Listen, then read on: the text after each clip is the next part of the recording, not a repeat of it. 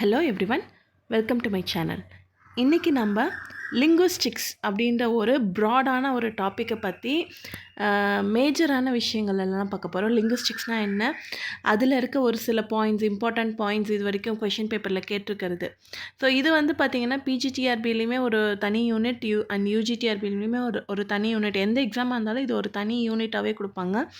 So இந்த யூனிட்டில் வந்து நம்ம என்னென்னலாம் படிக்கணும் அப்படின்றது வந்து கொடுத்துருப்பாங்க. ஸோ இதில் அதை தாண்டி நிறைய விஷயங்கள் இருக்குது. ஸோ அது எல்லாமே நீங்கள் தெரிஞ்சுக்கிட்டிங்கன்னா ஈஸியாக இருக்கும். ஸோ லிங்குவிஸ்டிக்ஸ் அப்படின்னும் போது இது கிட்டத்தட்ட வந்து கிராமர் மாதிரின்ற மாதிரி எடுத்துக்கலாம். ஸோ நார்மலாக நம்ம லிட்ரேச்சர் மாதிரி திருப்பி படிச்சுட்டு இருக்கணும் அப்படின்ற மாதிரிலாம் கிடையாது. இது ஒரு கான்செப்ட். ஸோ இந்த கான்செப்டை புரிஞ்சுக்கிட்டிங்க அப்படின்னா இது வந்து உங்களால் வந்து மறக்கவே முடியாது. அந்த கான்செப்டை புரிஞ்சுட்டு நீங்கள் ஒரு மைண்ட் மேப் மட்டும் போட்டு வச்சுட்டிங்கன்னா போதும். இந்த கான்செப்ட் வந்து உங்களுக்கு மறக்கவே மறக்காது, மாறாதது இது எப்பயுமே. ஸோ அந்த மாதிரி இருக்க ஒரு கான்செப்டை வந்து நம்ம இப்போ பார்க்கலாம். ஸோ இன்றைக்கான கான்செப்ட் ரொம்பவே இம்பார்ட்டண்ட்டானது அண்ட் இன்ட்ரெஸ்டிங்காகவும் இருக்கும். எனக்கு ரொம்ப பிடிச்ச டாபிக், நான் அடிக்கடி சொல்கிறது. ஸோ வாங்க வீடியோக்குள்ளே போகலாம். So what is linguistics? So linguistics அப்படின்னா என்னென்னா, it is a scientific study of language. So இங்கே வந்து லாங்குவேஜ் அப்படின்னு சொல்லும்போது பார்த்திங்கன்னா ஒரு பர்டிகுலர் லாங்குவேஜை பற்றி கிடையாது, டோட்டலாகவே லாங்குவேஜ். இப்போ ஏன்னா நம்ம வந்து தமிழ் பேசுவோம், இங்கிலீஷ் பேசுகிறாங்க ஒரு சிலர், நிறைய இந்த மாதிரி நிறைய லாங்குவேஜஸ் இருக்குது இல்லைங்களா? அந்த எல்லா லாங்குவேஜை படிக்கிறது கிடையாது, அது எப்படி உருவாச்சு, அதில் எப்படி நம்ம சவுண்டு க்ரியேட் பண்ணோம், அதில் எப்படி நம்ம வேர்டை க்ரியேட் பண்ணுறோம், அது எப்படி நம்ம ஒரு ஸ்ட்ரக்சராக நம்ம ஃபார்ம் பண்ணுறோம், இதெல்லாம் தான் வந்துட்டு லிங்குவிஸ்டிக்ஸில் படிக்கிறோம். ஃபார் எக்ஸாம்பிள் வந்து பார்த்திங்கன்னா, இப்போ தமிழில் வந்து நம்ம லெட்டர்ஸ்லாம் இருக்குது இல்லைங்களா, அதை வந்து எப்படி உச்சரிக்கணும். இப்போ ஒரு லெட்டர் இருக்குது தமிழில், ஃபஸ்ட்டு ஒரு லெட்டரை வந்து எப்படி நம்ம சொல்லுவோம்னா அது ஆ அப்படின்னு சொல்லுவோம். ஸோ அது ஆ சவுண்டு. ஸோ இதே வந்து இங்கிலீஷில் பார்த்திங்கன்னா அந்த ஆ சவுண்டு வந்து பார்த்திங்கன்னா 2-3 லெட்டர்ஸ்க்கு வரும். ஏ-யூ அந்த மாதிரி, ஏ-யூக்கெலாம் வந்து ஆ சவுண்ட் வந்து வரும். ஸோ இந்த மாதிரி அந்த சவுண்டு எந்தெந்த லெட்டர்ஸ்க்கெலாம் வருது, அதை எப்படி நம்ம ப்ரொனவுன்ஸ் பண்ணுறோம், அதெல்லாத்தையும் பற்றி நம்ம ஃபொனாலஜியில் படிப்போம். அதுக்கப்புறமா words. So for example bat, இந்த பக்கம் பார்த்திங்கன்னா அது தமிழில் எனக்கு தெரியல, சரி பால் வந்து பந்து அப்படின்னு எடுத்துக்கலாம். ஸோ அந்த வேர்ட் எப்படி ஃபார்ம் ஆகுது, அதுலேருந்து நம்ம ஒரு சென்டென்ஸ் எப்படி ஃபார்ம் பண்ணுறோம். ஃபார் எக்ஸாம்பிள் சென்டென்ஸே வந்து பார்த்திங்கன்னா நம்ம வந்து there is a boy அப்படின்னு நம்ம சொல்கிறோன்னு வச்சுக்கோங்க. there is a boy is playing watching a TV. the boy is watching a TV அப்படின்னு நம்ம சொல்கிறோன்னா, a TV is watching a boy அப்படின்னு நம்ம சொன்னோன்னா அது தப்பு. ஸோ அந்த சென்டென்ஸை வந்து அமைக்கிறதுக்குன்னு ஒரு ஸ்ட்ரக்சர் இருக்குது. ஸோ அது எல்லாத்தையுமே வந்து ஃபார்ம் பண்ணுறது தான், படிக்கிறது தான் வந்து லிங்குவிஸ்டிக்ஸ். இது வந்து இங்கிலீஷ் லாங்குவேஜுக்கு மட்டும் கிடையாது, எல்லா லாங்குவேஜுக்குலையுமே ஒரே மாதிரி ஃபார்முலாஸ் இருக்காது. ஒரு லாங்குவேஜுக்கும் ஒரு மாதிரி டிஃப்ரெண்ட் இருக்கும். ஸோ இந்த இங்கிலீஷில் எப்பயுமே வந்து பார்த்திங்கன்னா வேர்ப் வந்து ஒரு சில சேஞ்சஸ் இருக்கும். இங்கிலீஷ்க்கும் தமிழுக்கும் வந்து பார்த்திங்கன்னா அந்த இலக்கணம் படிக்கும்போது தெரியும், ஒரு சில சேஞ்சஸ்லாம் இருக்கும். ஸோ அது நான் யோசித்து வச்சுருந்தேன், பட் இப்போ மறந்துட்டேன், நான் அது ஞாபகம் வரும்போது சொல்கிறேன். ஸோ அந்த மாதிரி ஒரு பர்டிகுலர் லாங்குவேஜ் இல்லாமல் ஜென்ரலாக எல்லா லாங்குவேஜ்லேயுமே இந்த ஸ்பீச் சவுண்ட்ஸ் இருக்கும், வேர்ட்ஸ் இருக்கும், சென்டென்ஸ் இருக்கும், அதுக்கான மீனிங்ஸ் இருக்கும். ஸோ இதெல்லாத்தையும் பற்றி படிக்கிறது தான் வந்து linguistics. So linguistics language in general, not a particular language. Linguistics is learning about language rather than learning a language. So இது லிங்குவிஸ்டிக்ஸ் அப்படின்றது வந்து ஒரு இங்கிலீஷை நம்ம படிக்கிறோம் அப்படின்ற மாதிரி கிடையாது. இங்கிலீஷ் வந்து அந்த லாங்குவேஜ் எப்படி நம்ம வந்து யூஸ் பண்ணுறோம் டே டு டே லைஃப்பில் அப்படின்றத படிக்கிறது, பட் அந்த லாங்குவேஜை படிக்கிறது கிடையாது. ஸோ இதுக்கு நம்ம எப்படி எக்ஸாம்பிள் சொல்கிறோன்னா, ஒரு கார் எப்படி ஒர்க் ஆகுது அப்படின்னு கற்றுக்கிறதும், காரை வந்து ட்ரைவ் பண்ண கற்றுக்கிறதும் வந்து டிஃப்ரெண்ட் இல்லைங்களா? ஸோ இது வந்து ஸ்டெப்னி, இது வந்து கியர் பாக்ஸு, ஆக்சிலேட்டர், பிரேக்கு, இதெல்லாம் இருக்கிறத கற்றுக்கிறதும், இதை ஆக்சிலேட்டர் அழுத்துனா அது போகும் அப்படின்ற மாதிரி இன்னும் கொஞ்சம் டீட்டெயிலாக சொல்கிறோம். இது வந்து நமக்கு தெரிஞ்சது. இன்னும் இன்ஜின்குள்ளே என்னென்னலாம் இருக்குது அதெல்லாம் டீட்டெயிலாக கற்றுக்கிறதும், எப்படி ஒர்க் ஆகும் அப்படின்னு கற்றுக்கிறதும், கார் ஓட்ட கற்றுக்கிறதும் வந்து ரெண்டுமே டிஃப்ரென்ஸ் இல்லைங்களா? அதுதான் வந்து லிங்குவிஸ்டிக்ஸ் அப்படின்றது. அது வந்து ஒரு லாங்குவேஜ் வந்து எப்படி ஒர்க் ஆகுது அப்படின்றத சொல்லுது. நீங்கள் கன்ஃபியூஸ் ஆகிக்காதீங்க, லாங்குவேஜை கற்றுக்கிறதுன்ற மாதிரி கன்ஃபியூஸ் ஆகிக்காதீங்க. Studying the components of a language system on how the system works. So components எல்லாம் லாங்குவேஜோட காம்பனன்ட்ஸை வந்து படிக்கிறது தான் வந்து லிங்குவிஸ்டிக்ஸ். ஸோ தெளிவாக இருக்கும், புரிஞ்சிருக்கும்னு நினைக்கிறேன் இது வரைக்கும். ஸோ நெக்ஸ்ட் வந்து பார்த்திங்கன்னா இதில் இருக்க 2 டேர்ம், முக்கியமான 2 டேர்ம் வந்து சிங்க்ரானிக் அண்ட் டைக்ரானிக். லிங்குஸ்டிக்ஸ் படிக்கிறதுல வந்து பார்த்திங்கன்னா, ஸோ இது வந்து பார்த்திங்கன்னா சிங்க்ரானிக் அண்ட் டைக்ரானிக் அப்படின்றது வந்து சஷ்யூர் அப்படின்ற ஒரு ரைட்டர். ஆக்சுவலாக வந்து அவர் வந்து செமியாலஜி அப்படின்ற ஒரு வேர்டையுமே ஃப்ரேஸ், சிமான்டிக்ஸ் அப்படின்ற ஒரு இது இருக்கு இல்லைங்களா, இவர் வந்து அந்த கோர்ஸ் இன் லிங்குஸ்டிக்ஸ் அப்படின்ற மாதிரி ஒரு புக்கு இது பண்ணியிருப்பார். ஸோ 1916 அந்த புக்கில் தான் வந்து இந்த 2 வேர்டுமே வந்து காயின் பண்ணியிருப்பார். ஸோ சின்க்ரானிக் டைக்ரானிக் அப்படின்னா என்னென்னா, இதுவுமே வந்து ஸ்டடி ஆஃப் லாங்குவேஜ் தான்.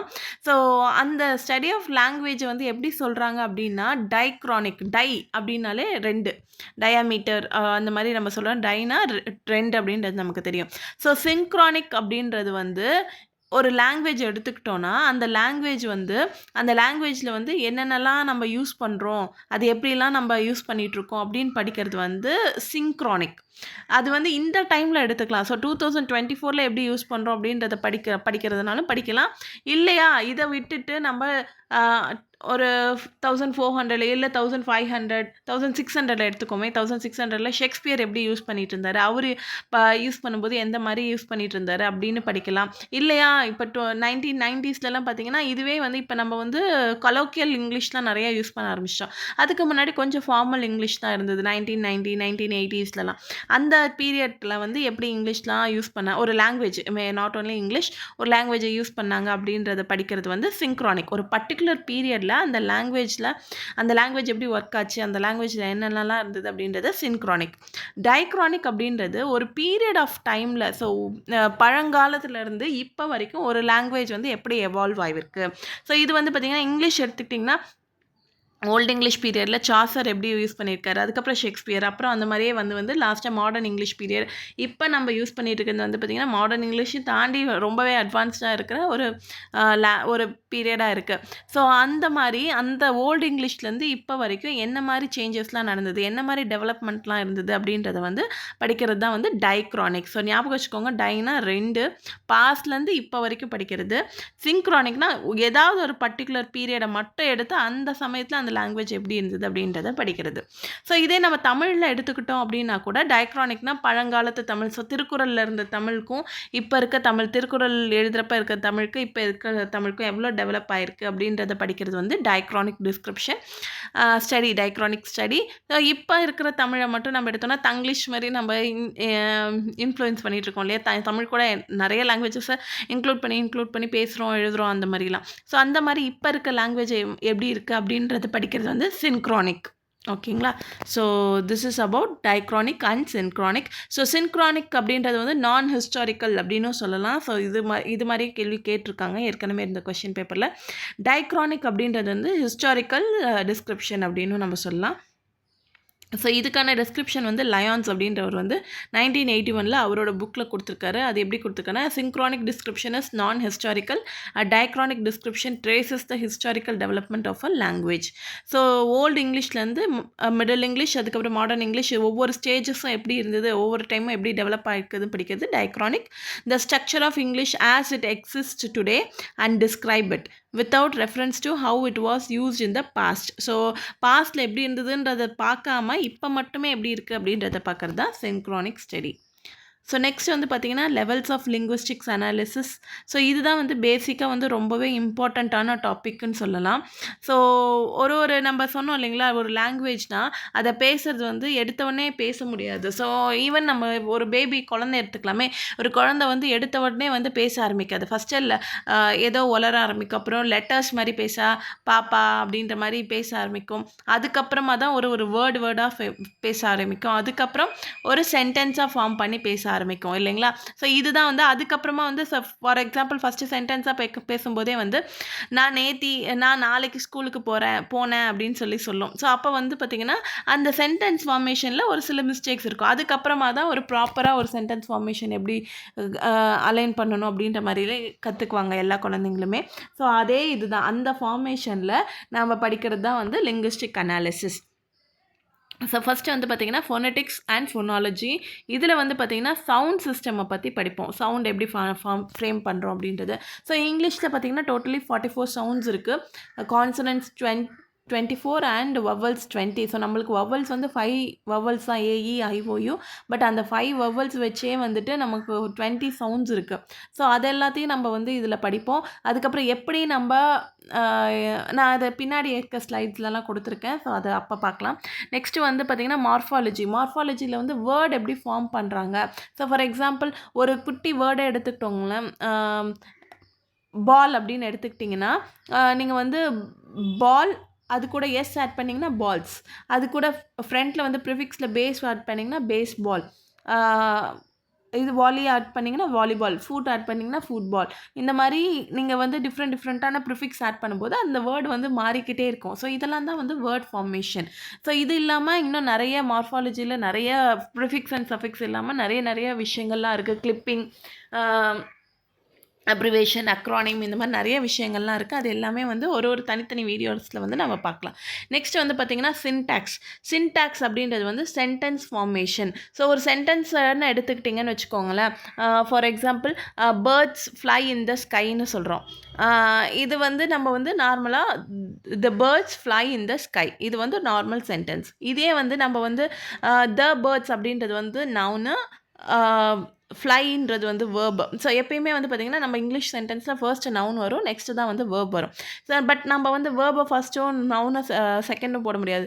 ஃப்ளை த பேர்ட்ஸ் அப்படின்னு சொன்னோன்னா அது ஒரு சென்டென்ஸே கிடையாது இல்லைங்களா. அதுதான் வந்து சென்டென்ஸ் ஃபார்மேஷன். சென்டென்ஸ் ஃபார்ம் பண்ணோன்னா நம்ம எப்படி எந்த ஆர்டரில் வந்து வேர்ட்ஸை அரேஞ்ச் பண்ணணும் அப்படின்றத கற்றுக்கிறது தான் வந்து சின்டாக்ஸ். அது எப்படிலாம் நம்ம அரேஞ்ச் பண்ணியிருக்கோம் அப்படின்றது தான் வந்து சின்டாக்ஸ். நெக்ஸ்ட் வந்து பார்த்திங்கன்னா சிமான்டிக்ஸ். ஸோ நம்மளுக்கு வந்து தெரியும் இந்த மாதிரி ஒரு ஃபார்மில் அமைச்சா தான் வந்து வேர்டு சென்டென்ஸ் வந்து ஃபார்ம் ஆகும். நம்மளுக்கு ஒரு பேசிக் சென்டென்ஸ் பேட்டர்ன் கொடுத்துருக்காங்க இல்லைங்களா. சப்ஜெக்ட், வேர்ப், ஆப்ஜெக்ட் அப்படின்றது வந்து பேசிக் சென்டென்ஸ் பேட்டர்ன். இதை தாண்டி நிறைய இருக்குது. Complement, indirect object, direct object, adjunct, இந்த மாதிரி நிறைய இருக்குது. ஸோ பேசிக்காக நம்ம எடுத்துக்கணுமே சப்ஜெக்ட், வேர்ப், ஆப்ஜெக்ட், இந்த ஆர்டரில் வச்சா தான் வந்து நம்மளுக்கு கரெக்டு. ஸோ நம்ம எப்படி சொல்லனா, ராம் கில்டு த பேர்ட் அப்படின்னு சொல்லலாம். இல்லை அதை வந்து நம்ம வந்து கில்டு த பேர்ட் ராம் இப்படின்னு மாற்றி போட்டால் நமக்கு சென்டென்ஸ் வராது. அது வந்து சின்டாக்ஸில் படிக்கிறோம்.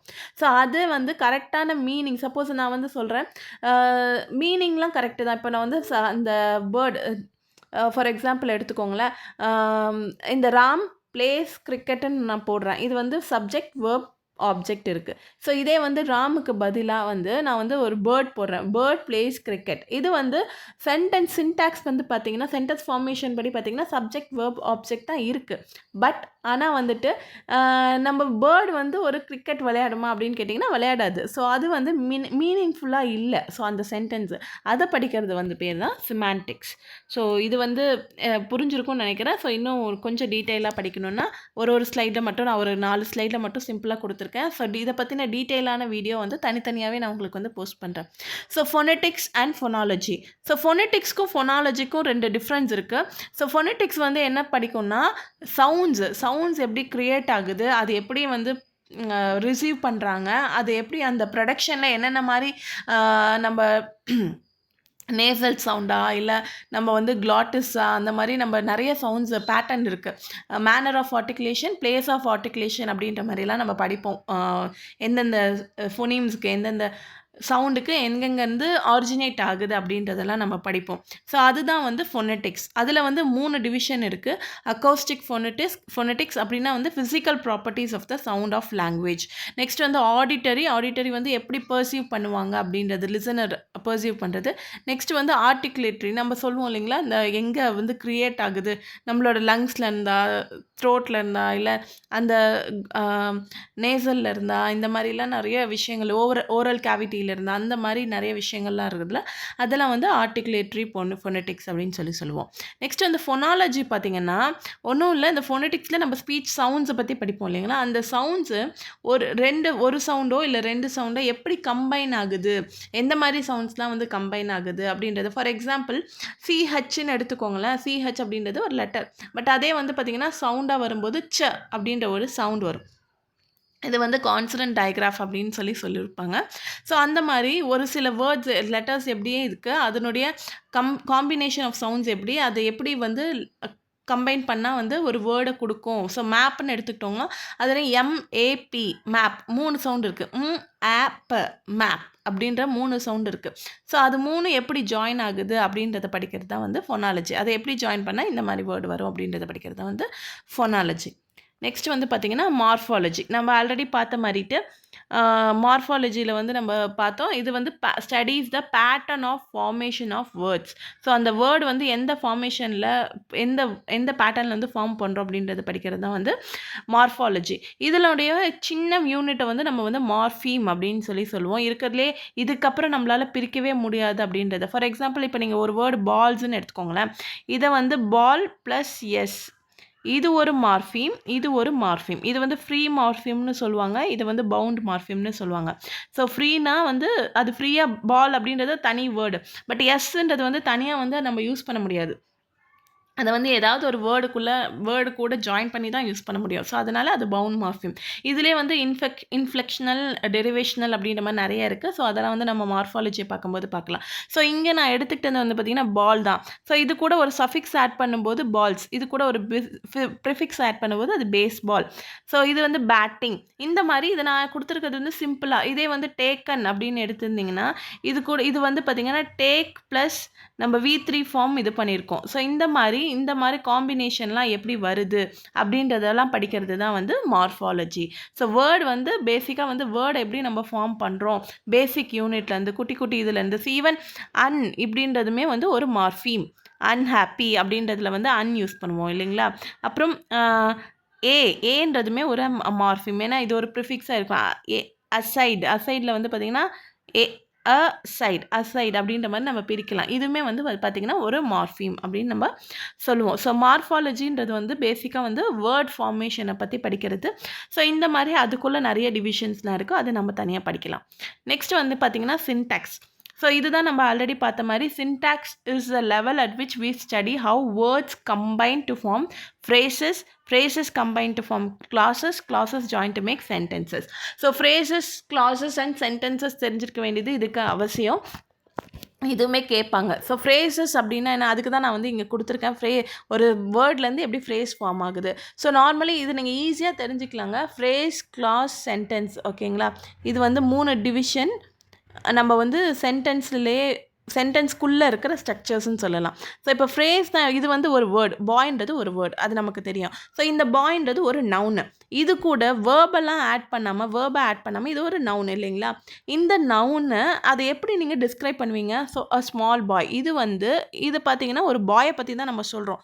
ஸோ எக்ஸ்ட்ராவாக வந்து ஒரு அட்ஜெக்டிவ் அந்த மாதிரி யூஸ் பண்ணிக்கிட்டோம். ஸோ இது வந்து நவுன் ஃப்ரேஸ். இதை வந்து நவுன் ஃப்ரேஸ் அப்படின்னு சொல்லுவாங்க. ஸோ ஒரு பர்டிகுலர் வேர்டுக்கு அது கூட ஜாயின் ஆகிற, அது கூட வந்து நம்ம எக்ஸ்ட்ரா இன்ஃபர்மேஷன் கொடுக்குற வேர்ட்ஸ்லாம் நம்ம அடிஷ்னலாக ஆட் பண்ணோன்னா that is called as phrase. So இதில் வந்து பார்த்திங்கன்னா எய்தர் நவுன் மட்டும் இருக்கும், சப்ஜெக்ட் மட்டும் இருக்கும், இல்லையா வேர்ப் மட்டும் இருக்கும். ரெண்டும் கலந்து வரக்கூடாது. ஏன்னா ரெண்டும் கலந்து நவுனும் வேர்பும் இருந்தாலே அது வந்து சென்டென்ஸாக ஆகிடும் இல்லைங்களா. ஸோ அதனால் வந்து எய்தர் நவுன் இருக்கும், இல்லை வேர்ப் இருக்கும். ஸோ அதே மாதிரி தான் கிளாஸ் வந்து பார்த்திங்கன்னா இது ரெண்டுமே இருக்கும். பட் சம்திங் ஏதோ ஒன்று வந்து மிஸ்ஸிங்காக இருக்கும். ஸோ இது வந்து நான் டீட்டெயிலாக இன்னொரு வீடியோவில் போகிறேன். ஸோ ஃப்ரேஸ் மட்டும் என்னன்னு தெரிஞ்சுக்கோங்க. ஸோ ஃப்ரேஸ் வந்து 2-3 வேர்ட்ஸுமே இருக்கலாம். ஃபார் எக்ஸாம்பிள் இப்போ நம்ம வந்து ப்ளே அப்படின்னு சொல்கிறோம். இது வந்து ஒரு verb. has been playing. So இது வந்து ஒரு verb phrase. has been playing அப்படின்றது ஒரு verb phrase. சம்டைம்ஸ் வந்து நம்ம அந்த இதில் பிரிக்கும்போது வந்து predicate phrase or verb phrase அப்படின்னு சொல்லுவாங்க. அது நம்ம அப்புறமா பார்க்கலாம். நம்ம ஐசி அனாலிசிஸில் வரும் அது. ஸோ அதையும் நம்ம அப்புறமா பார்க்கலாம். ஸோ இப்போ வந்து வேறு எங்கெங்கே போயிட்டேன். So syntax. ஸோ நீங்கள் வந்து நான் ஒரு சில வேர்ட்ஸ்லாம் கொடுத்துருக்கேன். பாய் இதிலேருந்து வந்தது தான் small boy, it is a noun phrase. So blade இது வந்து பார்த்திங்கன்னா வேர்பு. கிரிக்கெட் வந்து object.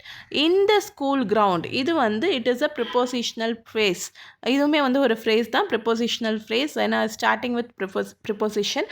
So a small boy played cricket in the school ground. So இது வந்து ஒரு சப்ஜெக்ட், வேர்ப், ஆப்ஜெக்ட், எக்ஸ்ட்ராவாக வந்து பார்த்திங்கன்னா ஒரு ப்ரிப்போசிஷனல் ஃப்ரேஸ் இருக்குது. ஸோ இது வந்து நம்ம அட்ஜெக்ட் அப்படின்ற மாதிரி போட்டுக்கலாம்.